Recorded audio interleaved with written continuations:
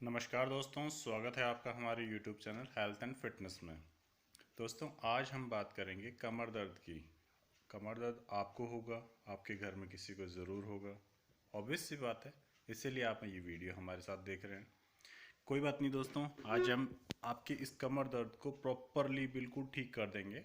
बिल्कुल ऐसी आज अपन बात करेंगे, ऐसे कुछ तरीकों की बात करेंगे जिससे आपका कमर दर्द बिल्कुल रिकवर हो जाएगा, टोटली एकदम रिकवर हो जाएगा।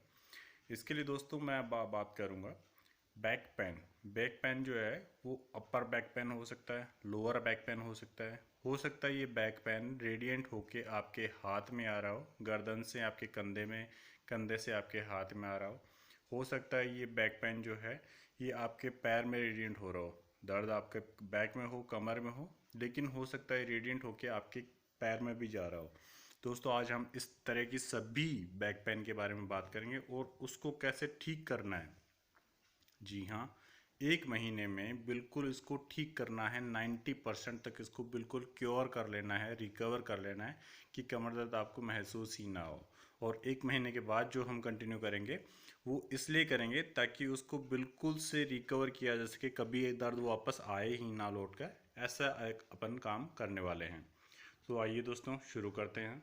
शुरू करने से पहले दोस्तों मैं आपसे रिक्वेस्ट करूंगा कि हमारे चैनल को सब्सक्राइब करें और आगे आने वाले ऐसे ही वीडियोस के लिए इसको आप बेल आइकन दबाएं, लाइक एंड शेयर ज़रूर करें अपने दोस्तों के बीच में, क्योंकि बैक पेन वाली समस्या जो है लगभग आजकल हर घर में आपको देखने को मिलेगी।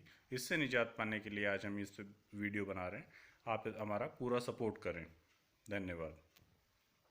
तो आइए दोस्तों शुरू करते हैं।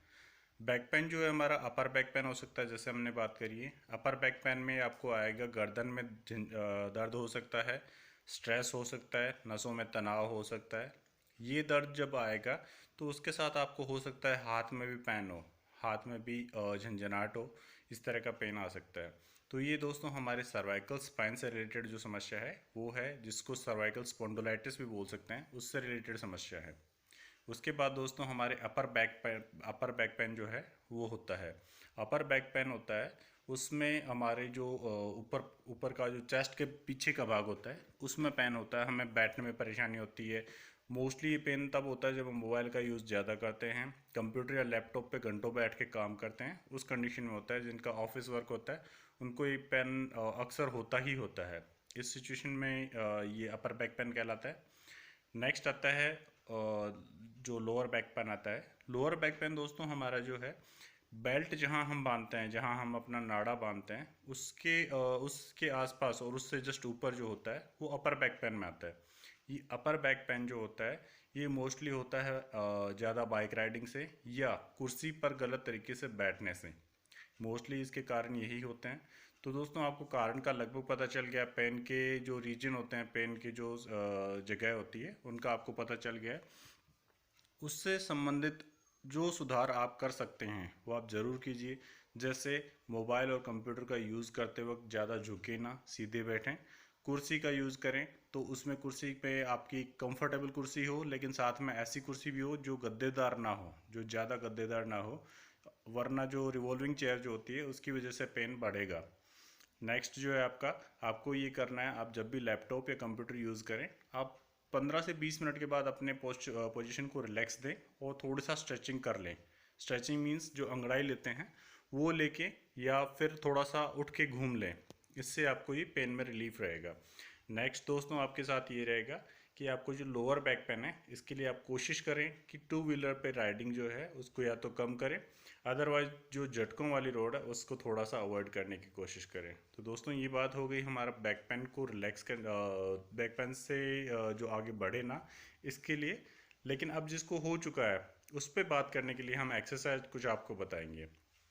मैं आपको ज़्यादा कुछ एक्सरसाइज नहीं बताऊंगा, क्योंकि क्या होता है कि कुछ लोगों को सीवियर पेन है, जिनको डिस्क प्रॉब्लम है या पेन बहुत ही सीवियर है बैक पेन, उनको मैं सलाह दूंगा कि वो बिना अपने डॉक्टर की एडवाइस की ये एक्सरसाइजेस भी ना करें जिनको डिस्क प्रॉब्लम है। लेकिन जिनको डिस्क प्रॉब्लम नहीं है लेकिन प्रॉब्लम पेन बहुत ज़्यादा है वो इसको कर सकते हैं। ये बिल्कुल ही सिंपल स्ट्रेचिंग एक्सरसाइज है। मैंने इसमें सिर्फ 5 एक्सरसाइज ऐसी हैं जिनको इसमें शामिल किया है और इससे आपको किसी भी तरह का हार्म नहीं होता है। इसमें सिंपल आपको अपनी बॉडी को स्ट्रेच करना है, इसको आपको बिल्कुल खिंचाव करना है। खिंचाव करने से आपकी बॉडी में जो रिलैक्स आएगा वो आपको इमीडिएट फील होगा, तुरंत आपको महसूस होगा इसका रिलैक्स जो है। तो आपको शुरुआत करनी है। सबसे पहले कौन सी एक्सरसाइज करनी है मैं आपको बताता हूँ। सबसे पहले आपको करना है, सूर्य नमस्कार की एक पोजीशन होती है जिसमें आपको अपर साइड में अपनी बॉडी को स्ट्रेच करना है। इस पर साइड में हमें ऐसे स्ट्रेच करना है, दोनों हाथों को ऊपर करना है और दोनों हाथों को इस तरीके से ऊपर तनाव में ला रहा है, इस तरीके से खींचना है जैसे आपको ये लगे कि आपको हाथों को कोई पकड़ के ऊपर खींच रहा है। पूरी बॉडी में स्ट्रेच होना चाहिए। पैरों की एड़ियों को आपको उठाना नहीं है, पूरा पंजा नीचा टिका के रखना है और उसके बाद आपको दोनों हाथों से ऐसे खिंचाव ऊपर लेना है जैसे आपके हाथों को पकड़ के कोई खींच रहा हो। इतना लंबा स्ट्रेचिंग आपको करना है, 10 से 20 सेकंड, 20 से 30 सेकंड। हाँ जी, शुरुआत में आपको सिर्फ 10 से 20 सेकंड या 20 से 30 सेकंड ही करना है और हर एक सेट जो भी मैं 5 एक्सरसाइजेज बताऊंगा उसका आपको ज़्यादा लंबा नहीं करना है। इसको आपको सिर्फ 2 या 3 सेट शुरुआत में करने हैं। इतना लंबा एक्सरसाइज आपको नहीं करना है। शुरुआत में आपको 2 से 3 सेट करने हैं, 10 सेकंड 20 सेकंड जितना भी आप कर पाएँ इजी वे में। जिसको जो बात आपको इसमें ध्यान में रखने वाली है उसमें आपको ये करना है, जब आप हाथों को ऊपर करेंगे स्ट्रेचिंग के लिए, जब दोनों हाथों को आप ऊपर लेके जाएंगे उस वक्त आपको जो सांस इनहेल करना है, सांस अंदर खींचना है। जब भी आप एक्सरसाइज करने के लिए जो स्ट्रेचिंग मैंने बताई इसको करने के लिए आप स्टार्ट करेंगे तो आपको सांसें अंदर लेनी है। जब भी सांसें लें गहरी सांस लेनी है, डीप ब्रीथ आपको लेना है। उस डीप ब्रीथ को अंदर लेने के बाद आप अपनी सांसों को रूटीन में ला सकते हैं, मीन्स रेगुलर कर सकते हैं। जैसे आप रिलैक्स होके और सांसें लेनी है, कहीं भी सांस को रोकना नहीं है, आपको सांसें कंटिन्यू करनी है। और जब आप हाथों को रिलैक्स करेंगे वापस उस वक्त आपको सांसों को एक्सहेल करना है, मतलब आपको सांसों को बाहर निकालना है। सांसें बाहर निकालना और अंदर रखना, अंदर खींचना और बाहर निकालना एक्सरसाइज के अकॉर्डिंग डिपेंड करता है कि अपन कौन सा मूव कर रहे हैं। जिस तरह का मूव अपन करेंगे उसके अकॉर्डिंग ही अपने को अपने सांसों का रिदम रखना है। सांसों को रिदम एडजस्ट करने के बाद अपन एक्सरसाइज को इम्प्रूवमेंट जो है एक्सरसाइज में जो रिलैक्स अपने को मिलने वाला है, जो फ़ायदे अपने को मिलने वाले हैं वो आप देखेंगे और भी ज़्यादा अच्छे होंगे। सिर्फ सांसों की गति से ही इनको अच्छा रिलैक्स अपने को मिलेगा। इसका अपने को विशेष ध्यान रखना है सांसों का। उसके बाद दोस्तों अपन जो है नेक्स्ट इस बात का ध्यान रखेंगे, जब भी अपन एक्सरसाइज करेंगे, जब भी आपको एक्सरसाइज करना आप इस वीडियो को सामने रख लीजिए। सामने रखते हुए इसको कंटिन्यू कीजिए ताकि हमें ये लगे कि हमारे पास कोई कंपनी है, हम अकेले नहीं कर रहे हैं एक्सरसाइज को। अकेले अगर आप इसको करेंगे तो आप बोरिंग फील करेंगे, आपको बोर फील नहीं करना है। आपको इस एक्सरसाइज को बड़े ही मज़े के साथ करना है, रूटीन में करना है, 1 महीने कंटिन्यू करना है। 1 महीने कंटिन्यू करने से आपका 90% जो पेन है वो बिल्कुल ख़त्म हो जाएगा। नेक्स्ट आपको शुरू करनी है स्ट्रेचिंग एक्सरसाइज, जो आपको अपने राइट साइड में या लेफ्ट साइड में, आप किसी भी साइड में कर सकते हैं। ये मैं आपको पोजीशन बता रहा हूँ। आपको अपने हाथों को ऊपर करते हुए एक साइड में झुकना है। झुकना बिल्कुल स्ट्रेट है, ऐसे नहीं कि आपको आगे की तरफ झुक गए या पीछे की तरफ झुक गए। स्ट्रेट जहाँ खड़े हैं उसी सीधी पोजीशन में एकदम 90 डिग्री में उसी पोजीशन में झुक जाएं। अपने जो आप अगर मान लीजिए जैसे राइट साइड में घुस झुके हैं तो राइट में आपको अपने नीचे पहले राइट हैंड को नीचे लटकाना है और लेफ्ट हैंड को उठा के सर के ऊपर से, जरूरी नहीं आप सर के ऊपर हाथ रखें, सर के ऊपर से आपको इस हाथ को नीचे झुकाना है। जितना आपका स्ट्रेच हो सके, लेफ्ट साइड जो है आपको पूरा स्ट्रेच हो जाना चाहिए। इस बात का आप ध्यान रखें, लेफ्ट साइड जो है वो आपको पूरा स्ट्रेच हो जाना चाहिए। इस स्ट्रेचिंग में आपको यहाँ कमर से, जहाँ अपन बेल्ट बांधते हैं, यहाँ से लेकर ऊपर हाथ तक और नीचे यहाँ पे गर्दन पर, यहाँ तक आपको एक फील होगा, एक स्ट्रेस फील होगा, एक खिंचाव महसूस होगा। इस खिंचाव में आपको पक्का लगेगा कि हाँ अपनी नसें जो हैं, अपना जो नसें हैं वो रिलैक्स हो रही हैं, वो खिंचाव आ रहा है। जितना उनमें खिंचाव आएगा ब्लड सर्कुलेशन है वो उतना ही तेज हो जाएगा। जितना ब्लड सर्कुलेशन तेज होगा रिकवरी जो है बॉडी के अंदर ऑटोमेटिकली उसमें आ जाएगी। आपको ध्यान जो रखना है वो सांसों का रखना है। जब भी आप इस तरफ झुकेंगे तो आपको सांसें एक्सहेल करनी है, मतलब आपको सांसें बाहर छोड़नी है। सांसें आपको बाहर छोड़नी है, और जब भी आप झुकने वाले हों उससे पहले आपको धीरे धीरे झुकते वक्त सांसें बाहर छोड़नी है। उसके बाद जब आप पोजीशन में आ जाएं, जब आप इस पोजीशन में जो आप सामने देख रहे हैं उस पोजीशन में हैं, उस कंडीशन में आपको सांसें रेगुलर लेनी है। आपको जो भी आपका रेगुलर सांसें लेने का है उसको रेगुलर सांसें कंटिन्यू रखनी है, और इस पोजीशन में आप 10 सेकंड, 20 सेकंड, 30 सेकंड जितना देर होल्ड कर सकते हैं। सभी एक्सरसाइजेज है उसमें आपको उतना ही टाइम देना है जितनी देर में आप रिलैक्स होके उस पोजीशन में हैं। जहां आपको किसी भी तरह की परेशानी महसूस हो वहीं पे एक्सरसाइज में रुक जाएं। एक्सरसाइज के साथ किसी भी तरीके से की हुई ज़बरदस्ती आपको और ज़्यादा नुकसान पहुंचा सकती है। इसलिए आपको जो भी 10 शुरुआत में 10 सेकंड, 20 सेकंड जितना आप कर सकते हैं उतना कीजिए। उसके बाद आप उसमें पोजीशन में वापस आ जाइए। सेम पोज को आप 2 से 3 बार रिपीट कर सकते हैं। 2 से 3 बार रिपीट कर सकते हैं, उससे आपको ज़्यादा अच्छा महसूस होगा। फिर ग्रेजुअली आप इसको धीरे धीरे इसका टाइमिंग बढ़ा सकते हैं। मान लीजिए आपने फर्स्ट डे 20 सेकंड रखा, सेकंड डे 30 सेकंड कर सकते हैं, उसके बाद 2-3 दिन तक 30 सेकंड के 2-3 सेट लगा सकते हैं। उसके बाद आप ये कर सकते हैं कि 30 सेकंड के बाद आप 50 सेकंड कर सकते हैं धीरे धीरे 2-3 दिन के बाद। फिर आप 1 मिनट कर सकते हैं।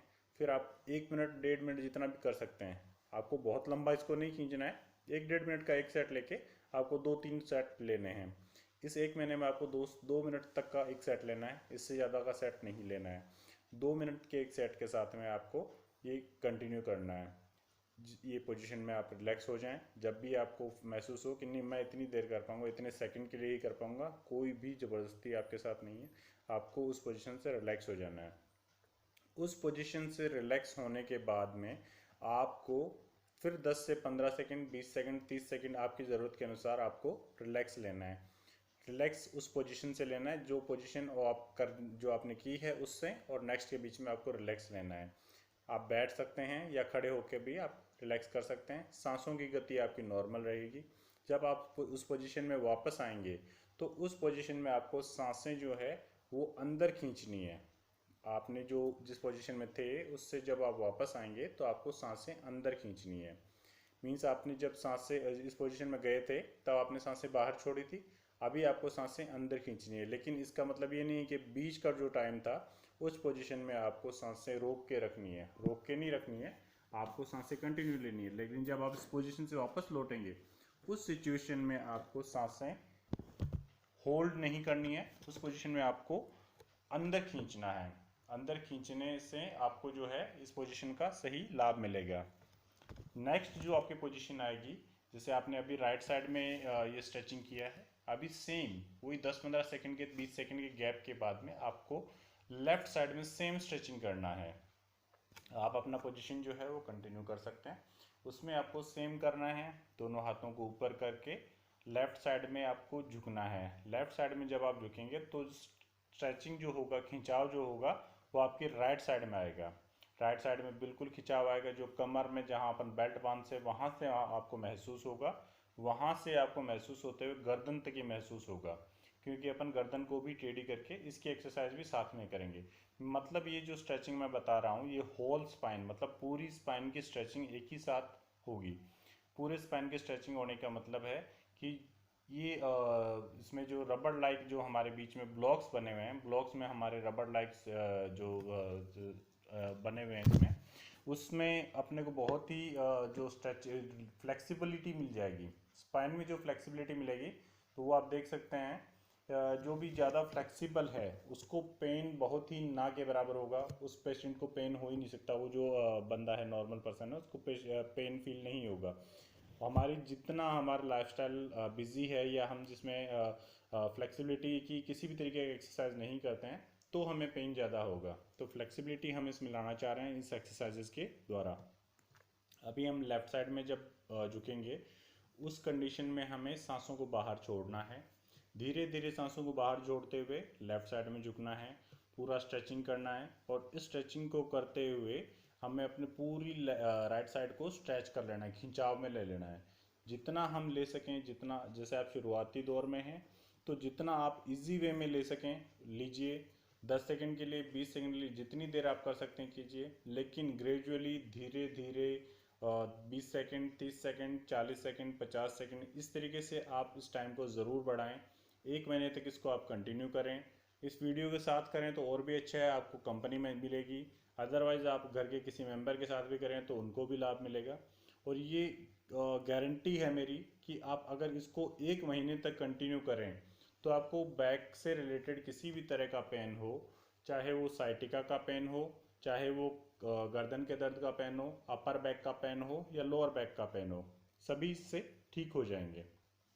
नेक्स्ट आपका जो रहेगा, इस पोजीशन से आपको रिलैक्स होना है। जब भी आप इस पोजीशन से रिलैक्स होते हैं उस सच सिचुएशन में आपको सांसें अंदर खींचनी है, मीन्स इनहेल करना है। पोजीशन के दौरान आपको सांसें लेते हुए रहना है। जब पोजीशन में गए थे उस वक्त आपको सांसें छोड़नी है। अभी पोजीशन से जब वापस सीधे होंगे, रिलैक्स करेंगे, तभी आपको सांसें अंदर खींचनी है।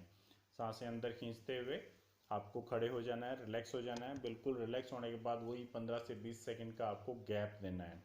उस 15 से 20 सेकंड का गैप देने के बाद आपका स्ट्रेचिंग एक्सरसाइज जो आपको स्टैंडिंग पोजीशन में है वो कंप्लीट हो जाती है। अब इस सिचुएशन में मैं आपको ये नहीं कहूँगा कि आपको फर्दर आगे और पीछे झुकने वाली एक्सरसाइज करनी है, क्योंकि हो सकता है मेरा जो वीडियो देख रहे हो उनको हो सकता है सीवियर प्रॉब्लम हो स्पाइन से रिलेटेड, या हो सकता है उनको डिस्क का प्रॉब्लम हो।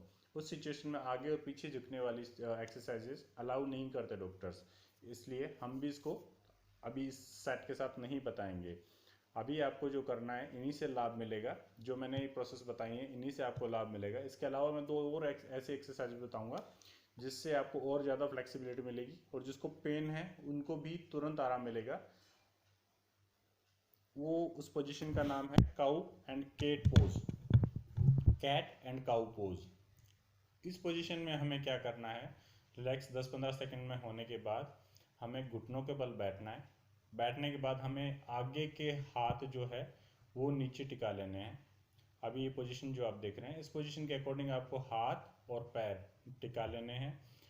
पैरों को घुटने के बाद आगे पैरों को फैला लेना है। बिल्कुल दोनों पैरों को बराबर रखना है, दोनों हाथों को बराबर रखना है। और जिस तरह बिल्ली रहती है, जिसमें बिल्ली की कमर नीचे रहती है और गर्दन ऊपर रहती है, उस तरीके से आपको स्टैंड हो जाना है। इस पोजीशन में आपको करीब 10 से 15 सेकंड रखना है। 10 सेकंड या 15 सेकंड, जी हाँ बिल्कुल 10 या 15 सेकंड इतना ही रहना है आपको, इससे ज़्यादा नहीं रुकना है। 10 से 15 सेकंड रुकने के बाद आपको अपोजिट करना है, गाय की तरह। गाय की गर्दन नीचे होती है, कमर ऊपर रहती है। कमर आपको ऊपर रखनी है इस पोजीशन में, गर्दन नीचे रखनी है। सेम पोजीशन जितनी देर आप पहली वाली एक्सरसाइज कर रहे हो 10 सेकंड, तो वैसे आपको ये भी 10 सेकंड ही करनी है। अगर आप पहले वाली काऊ के जो कैट पोज आपने जो किया था वो अगर आपने 10 सेकंड किया तो ये भी काऊ पोज है, ये भी 10 सेकंड करेंगे। अगर आपने कैट पोज जो है ये 15 सेकंड किया तो काऊ पोज भी आप 15 सेकंड करेंगे। काउ पोज में आप 15 सेकंड रुके, उसके बाद रिलैक्स होना है, वापस कैट पोज करना है। कैट पोज में फिर आप 15 सेकंड या 10 सेकंड रुके, जितनी भी आप रुक सकते हो। उस पोजीशन में रुकने के बाद फिर से आपको काउ पोजीशन में आना है। तो इस तरीके से आपको ये सेट लेना है। कम से कम आपको 8 से 10 सेट इसके लेने हैं। 8 से 10 सेट, या आपको 2 से 3 मिनट इसको कम से कम कंटिन्यू करना है। और धीरे धीरे इसका टाइम बढ़ा के आप 5 से 7 मिनट तक कर सकते हैं। 1 महीने में आपका जो टाइम है धीरे धीरे बढ़ते बढ़ते 5 से 7 मिनट तक बढ़ जाएगा। मैंने आपको जो बताई है इसमें सिंपल स्टैंडिंग स्ट्रेचिंग बताई है। स्टैंडिंग स्ट्रेचिंग के अलावा मैंने आपको left stretching and right stretching बताई है। और नेक्स्ट मैंने आपको जो बताई है वो बताई है काउ एंड केट पोज। ये 5 स्ट्रेचिंग एक्सरसाइज आपको 1 महीने में कम्प्लीटली 90% आपको बैक पेन से संबंधित या बैक के किसी भी तरीके की प्रॉब्लम को ठीक कर सकती है। नेक्स्ट एक और मैं बताऊंगा आपको। एक पेन होता है अपने को बैक पेन से रिलेटेड होता है, ये अपने प्रॉपर बैक में ना होकर बैक और ये जो अपना इलियक क्रेस्ट होता है, हड्डी होती है जो हमारे जस्ट बगल में होती है, जहाँ पे हम बेल्ट बांधते हैं, जो हड्डी में महसूस होती है उसके बीच में होते हैं, उसको एसआई जॉइंट का पेन या साइटिका का पेन बोलते हैं। मोस्टली ये पेन बहुत ही ज़्यादा मीठा मीठा अजीब सा होता है। साथ में ये पेन रेडिएंट होकर पैर की तरफ भी जाता है। इसका वीडियो मैंने ऐड नहीं किया है, इसमें आपको थोड़ा सा सिंपली बता देता हूँ। इसके लिए भी आपको ये जो काऊ और केट पोज है इससे आपको रिलैक्स मिलेगा, काफ़ी रिलैक्स मिलेगा। नेक्स्ट आपको जो है वो आपको करना है प्राणायाम। योगा अपन ने कर लिया, 1 से 2 मिनट का आप रिलैक्स ले लीजिए। आप लेट सकते हैं रिलैक्स लेने के लिए, वो अच्छा रहेगा आपके लिए। नेक्स्ट आपको करना है प्राणायाम। सिंपल एक प्राणायाम मैं आपको बता रहा हूँ, और दूसरा जो है वो मैं आपको एक ऐसा प्रैक्टिस बताऊंगा जिस प्रैक्टिस के थ्रू आप काफ़ी और भी अलग अलग बीमारियों से ठीक हो सकते हैं या उनसे आप निजात पा सकते हैं। जो पहला प्राणायाम मैं बताऊंगा, उस प्राणायाम में आपको ये करना है अनुलोम और विलोम प्राणायाम। जब भी जहाँ भी आप बैठे हैं, आप रिलैक्स हैं, फ्री हैं, तो आप अनुलोम और विलोम प्राणायाम शुरू कर दीजिए। अनुलोम और विलोम प्राणायाम में कुछ भी नहीं है, बहुत ही सिंपल है, बस थोड़ा सा उसको कंटिन्यू करना है, पोजीशन इसको जो है वो ठीक रखना है, सांसों की गति है उसको ठीक रखना है। आपको एक नाक से सांस लेना है। आपको जैसे लेफ्ट नाक से आपने शुरू किया, लेफ्ट नोज से आपने सांस ली, उसको थोड़ी देर होल्ड करो, धीरे धीरे सांस लो, उसको थोड़ी देर होल्ड करो, और उसके बाद राइट नोज से छोड़ दो। वेरी सिंपल है ये एक्सरसाइज। इस प्राणायाम से आपको इतना रिलीफ मिलेगा, एक बार में नहीं मिलेगा, दो बार में नहीं, हो सकता है 15 दिन तक आपको कोई कुछ भी इंप्रूवमेंट ना मिले, लेकिन इसकी रेगुलर प्रैक्टिस जो है आपको कंप्लीटली ठीक कर देगी। किसी भी तरह की बॉडी में आपको बीमारी हो, ये आपको जो है कमर दर्द से संबंधित नहीं है, ये कमर दर्द के अलावा बाकी सभी बीमारियों से रिलेटेड है। ये कमर दर्द में भी काम करेगा। अलग किसी भी बीमारी है, वो किसी भी तरह की बीमारी हो सकती है, हमें एलर्जी की हो सकती है, किसी भी तरह की बीमारी हो, खाज खुजली, स्किन एलर्जी, अस्थमा की एलर्जी हो सकती है, किसी भी तरह की भी एलर्जी हो, या किसी भी तरह की और कोई बीमारी हो, ब्लड प्रेशर, हाइपरटेंशन, डायबिटीज़, सभी में ये प्राणायाम जो है बहुत ही कारगर है। इसको हमें जो टाइम है इसका बड़ा लंबा लेना है। जब भी हमें टाइम मिले, दिन में 10 मिनट, 15 मिनट, आधा घंटा, 1 घंटा, और धीरे धीरे इसको बढ़ाते हुए आप इसको और ज़्यादा लंबा खींचें। आप इसे 2 घंटे भी कर सकते हैं पूरे दिन में, जो बहुत ही आपको लाभ देगा। कंटिन्यू आप इसको प्रोसेस करते जाएं। इस प्रोसेस को करते हुए आप कंटिन्यू, लेफ्ट नोज से आपने सांस लिया, राइट नोस्ट्रल से छोड़ दिया, राइट नोस्ट्रल से लिया, होल्ड किया कुछ सेकंड के लिए, उसके बाद छोड़ दिया लेफ्ट नोस्ट्रल से, फिर लेफ्ट नोस्ट्रल से सांस लिया आपने, थोड़ा होल्ड किया, फिर राइट नोस्ट्रल से छोड़ दिया, फिर थोड़ी देर होल्ड किया, राइट नोस्ट्रल से सांस लिया, होल्ड किया, लेफ्ट नोस्ट्रल से छोड़ दिया। इसमें आपको ये सांसों की गति है बिल्कुल धीमे रखनी है।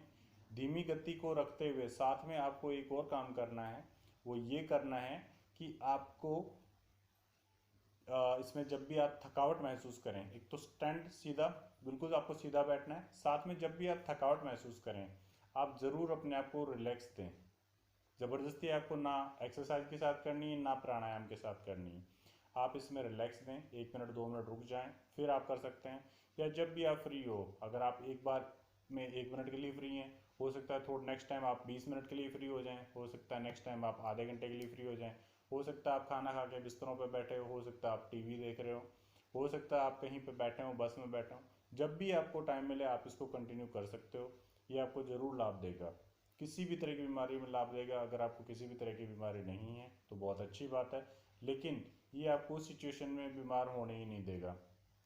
ये बहुत सी बीमारियों से बचने का और उन्हें हो चुकी है तो उन्हें ठीक करने का बहुत ही कारगर उपाय है। नेक्स्ट दोस्तों मैं बात करूंगा, जो मैंने आपको बताई थी, एक ऐसी प्रैक्टिस जो सभी के लिए इतनी ज़्यादा कारगर है, और जो प्राणवायु, जो ऑक्सीजन है, उसको खींच के अपने जो फेफड़े हैं इनमें पहुंचाना और फिर पूरी बॉडी में पहुंचाना, इसका काम करेगी, जिसको बोलते हैं deep breathing practice. Deep breathing practice जो है उसमें अपने को कुछ भी नहीं करना, बहुत ही सिंपल है। अपने को एक प्रैक्टिस लेनी है माइंड में, और ये कि जब भी ये बात आए डीप ब्रीदिंग, जब भी आपके माइंड में आ जाता है, क्योंकि प्रैक्टिस में आना बहुत मुश्किल होता है, अपन सांस जो लेते हैं बहुत ही धीरे, जल्दी जल्दी लेते हैं, जबकि सांस अपने को धीरे लेना होता है, उससे काफ़ी सारी समस्याएं कम होती हैं।